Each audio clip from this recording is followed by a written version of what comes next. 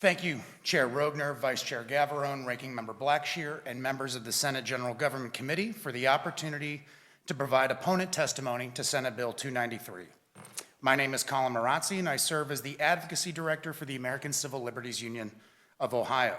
The ACLU of Ohio is a 105-year-old organization dedicated to protecting our constitutional rights and expanding our civil liberties.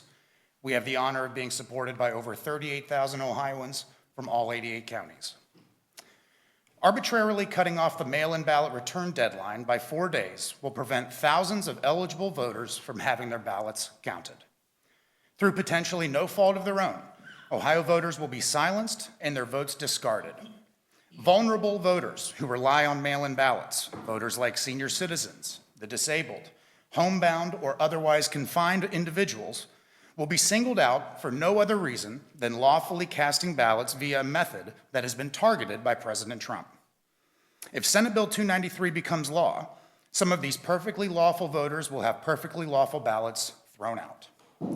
Last week, it was revealed the Trump administration has apparently been threatening Ohio unless we change our election law. It cannot be overstated how inappropriate it is for a federal officeholder with no constitutional authority to regulate elections to threaten states with the Department of Justice unless and until they enact his preferred policies for election administration. At best, it's an insult to federalism and political coercion at worst. Furthermore, the supposed legal authority presented to this committee intended to justify this latest iteration of voter suppression has been mischaracterized. A single opinion from the Fifth Circuit Court of Appeals is utterly insufficient to support a claim that this is settled federal law. To the contrary, this opinion is an outlier. In 2020, the U.S. Supreme Court let stand a ruling from the Pennsylvania Supreme Court allowing postmarked ballots to be counted if received by election administrators up to 3 days after Election Day. The Pennsylvania Supreme Court ruling was an expansion of state law in response to the COVID-19 pandemic, and the Supreme Court still let that order stand. Per Pennsylvania state law, mail-in ballots must be received by Election Day to be counted, but the Pennsylvania Supreme Court allowed postmarked ballots to be counted anyway, so long as they were received 3 days after Election Day. This cuts against any notion that the Supreme Court would break precedent and interpret the scant federal law on this subject as definitively prohibiting any state to receive ballots post-Election Day. Moreover, an ongoing Seventh Circuit case, Boast v. Illinois State Board of Elections, challenging an Illinois state law allowing for postmarked ballots to be counted if received up to 14 days after Election Day, is well on its way to creating a circuit split in this issue. In Boast, Judge John F. Ness, appointed by President Trump, ruled that Illinois' 14-day post-Election Day return deadline was not in conflict with federal law.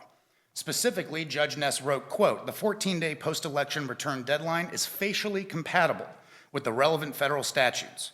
By counting only these ballots that are postmarked no later than Election Day, the statute complies with federal law that set the date for Election Day," end quote. Judge Ness's interpretation of post-Election Day absentee return deadline is certainly correct.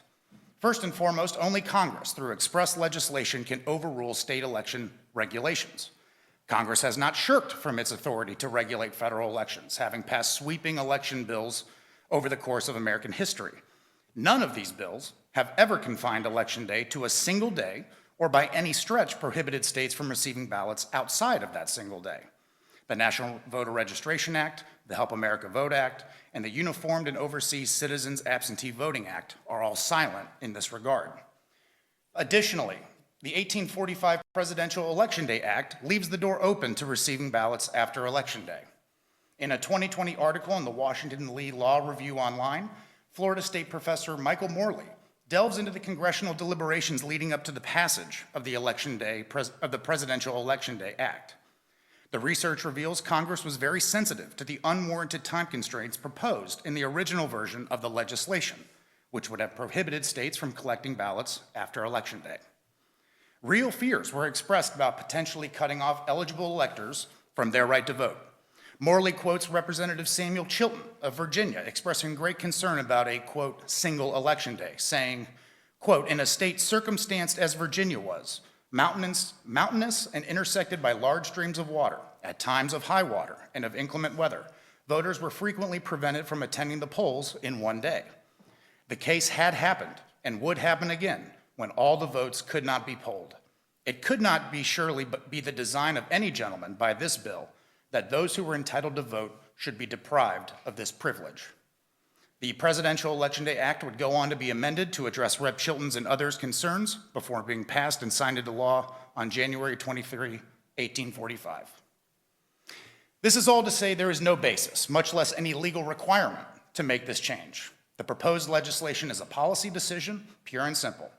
And as a matter of policy, it continues the destructive pattern of disenfranchising thousands of Ohio voters. 10,000 ballots from the 2024 general election, including over 2,000 ballots from counties comprising the Senate districts of members of this committee, would not have counted if Senate Bill 293 had been the law. For all these reasons and more, the ACLU of Ohio urges you to reject Senate Bill 293. Thank you, and I'm happy to answer any questions. Mr. Marozzi, thank you for your testimony. Are there any questions? All right, seeing none, thank you again for being here.